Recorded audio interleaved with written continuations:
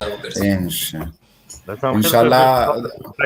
درویش صاحب محترم، الله پاک تا ته صحت درکړي. ته خپل مریض که نور څوک مریضان دي دعا نه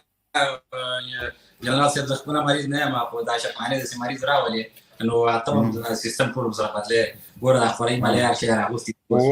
ښه دې کړي دي. خدای پاک د مریضانو ته روغ صورت ورکړي.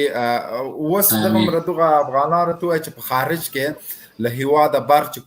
بهر چې کوم انځور د طالبانو ورکول سوی، ځکه اوس که زه په هېواد کې نه یم، په کور کې نه یم، د کور له حالاتو نه خبرېږم. اوس د هغه خلکو د هغه افغانانو نظر مفکورات د سابق په طریقه ده که نه، اوس د طالب په رابطه باندې فکر او نظر بدل شوی ده. اوس هم تبلیغات ډېر کېږي، جبهه بغاوت، شر و فساد، یا فرض کالته نور سیکولران هغوی اوس هم لګیا دي چغې وهي چې د افغانستان حکومت په رسمیت مه پېژنئ. رسمیت پېژندل نه پېژندل تنها افغانان تاوان کوي، تنها پښتنو ته یې کوي، که نه ټولو افغانانو ته تاوان کوي. چې یو خاین راجګېږي، هغه څوک چې افغانان سوریې ته جګړې ته لېږي، هغه هم چغې وهي چې افغانستان را به رسمیت نشناسید. اصلا جنرال صاحب دا خو موږ تاسو ته معلومه ده، د ټول ملت ته معلومه ده چې دغه خلکو په موږ باندې دا 20 کاله چې کوم حکومت وکاو، د فساد نه ډک، له ظلمه ډک حکومت یې وکاو. صحیح ده، موږ هم طرفدار وو، موږ ورته د جمهوریت کلک کوي، صحیح په صحیح معنا سره حکومت وکوي. خو دوی هغه سره متل ده وایي چې یو سړی له بیخ نه که تاداو چې له بیخ نه خام هغه چې څونه پورته جګېږي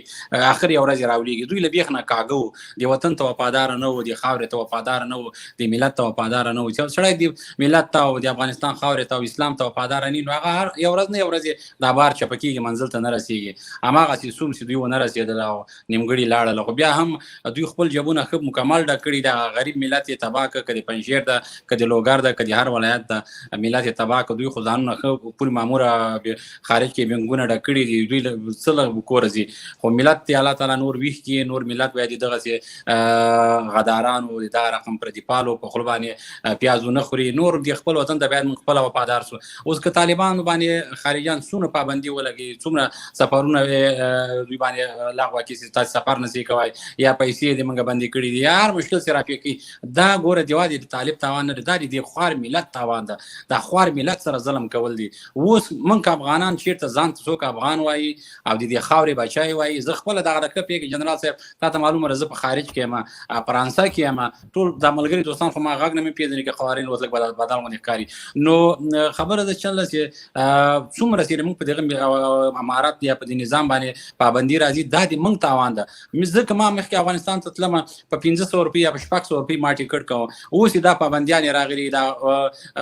د تیارو بندیز، دا مثال د پاسپورټونو مشکلات، دا نور دغه رقم د پیسو بندېدل دي، دا ټول یو تیاره چې افغانستان ته ځي بیمه نه لري که نه، ځکه قیمت یې ټیکټ کېږي. نو یو ټیکټ زه افغانستان ته 1800-2000 یورو باندې موږ ته تمامېږي. دا تاوان یې چا ته ورسېږي؟ په امارت ته نه رسېږي، موږ ته رسېږي که نه، ملت ته رسېږي. نو ښه خبره دا ده چې ملت راسي د دې نظام تر شا ودرېږي او د هغو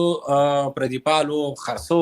مشرانو لیډرانو په خوله باندې پیازو نه خوري، نور د خپلې خاورې ته وفاداره اوسېږي، د خپل ملت ته وفاداره اوسېږي او د دغه نظام تر شا ودرېږي. زه ټولو ملګرو ته دا یو اعلان کوم، ټولو مینوالو ته دا وایم چې د دغه امارت که ده که بد ده، اوس موږ بدیل نه لرو، راسئ د دې نظام تر شا ودرېږي. دغه نن کومې پرېکړې چې دوی کوي، کېدای شي سبا د پرېکړې بدلې شي،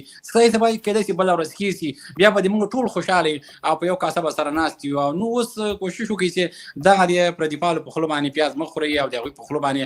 هغوی ته مو نور زنده‌باد و مرده‌باد مه وایئ. پرېږدئ هغه پردي دي ولا کړئ، تاسې خپل شي. که دا پردي نه وای، ملت یې په ډاک پرېښود، دوی وتښتېدل. په امرالله صالح په اسټرالیا کې ناست دی، اسټرالیا قبولي لري. دغه رقم چې دا نور کوم یو درته یاد کړم، خو ټول اوس پړومه وخت ډېر زیات لګېږي، د ملګرو وخت به ونیسمه. نو ملت ته مینوالو ټولو باندې هغه کومه چې په یاد یې خدای، بغاوت ته لمن مه وهئ، ورانکاري ته لمن مه وهئ، د نظام تر شا ودرېږئ، دغه امارت ته موږ نوم څه کوو، که امارت ته او که جمهوریت ته او که بل شي، موږ نظام غواړو، کلک نظام غواړو. موږ خو ټول مسلمانان یو الحمدلله. خارج ته راغلي موږ ورور په اسلام سر ورکوو، نو چې په اسلام سر ورکوې، په وطن کې اسلام نه ولې باد مانې؟ په همدغه اسلام هغه د اسلام په چوکاټ کې نظام درته جوړ کړی دا کوشش وکړي اسلام ته غاړه کېږدي نور به وطن ګلي ګلزار شي بغاوت نه لاس واخلي ټول ملت ټول مینوالو ته باندې غا کوم که څوک د بغاوتګرو ترڅنګ درېږي یا د هغوی پالوور ځان نه جوړي هیله کومه چې پالوور هم ځان مه جوړوئ د هغوی ترڅنګ مه درېږئ د افغانستان خاورې ته خدمت وکړئ د افغانستان ولس ته خدمت وکړئ د امارت ترڅنګ ودرېږئ بله لاره نشته بل بدیل نشته که زه اوس هم وایم چې زه د اشرف غني ملګری یم صحیح ده زه یې مینوال وم او دا تر قیامته به دی وایم چې نه اشرف غني نه اشرف غني نه اشرف غني دا وړی نه شړه کېږي چې یو شی له ثانیې نه ووته نور دغسې کوم شی لري دغه د دا هم خبره وکړي هغه چې ما درلودل هغه خبرې پرېږدئ چې ما یو وخت کې دا شی درلوده یو مې دا ومه نه اوس اوس په جیب کې چی لري اوس په دغه زه حاضر چی لرم دا امارت لرم د امارت ترڅنګ باید ودرېږم بل بدیل خو زه نه لرم اوس پاکستان سره ودرېږم نه فرانسې سره ودرېږم نه چا سره ودرېږم خو دغه مې اخر کې په ژوندونه نه نو په مرګ خو زه دې وطن ته ځم چې په مرګ باندې زه ځم او دلته پنځه مسلمانان را باندې راټولېږي خو همدغه د امارت خلک به را باندې بالکل درویش درویش خطا شو نه ده خطا شوی مایک بند شوی درویش صاحب رامشه دغه بل ورته جنرال ته درویش صاحب دې موږ سره اوسي بیرته به ورشي بیا مسلم ورور هغه میشوانی مهرباني ورور زمين د ودرګه دا درویش خپل خبره پای ته ورسي خبره خلاص درویش صاحب خلاص مایک بند درویش صاحب مایک خلاص کا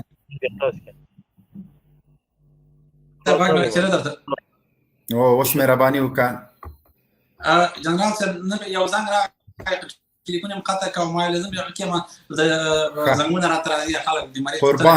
قربان شم که وخت زه بیرته راځم درته الله دې راوله ته غواړم بریالي الله دې عزتمن سلوړ الله دې وکړي چې وطن کې یو آرام او د سولې د فضا کې ټول په یو ځخان سره راټول شو دا نظام خپل په فو ودرو پر دې نه راته درې مننه که وخت ولرئ ان شاء الله الله دې سرور لري عزتمن سلام ژوندی اوسئ قربان دې سم په مخه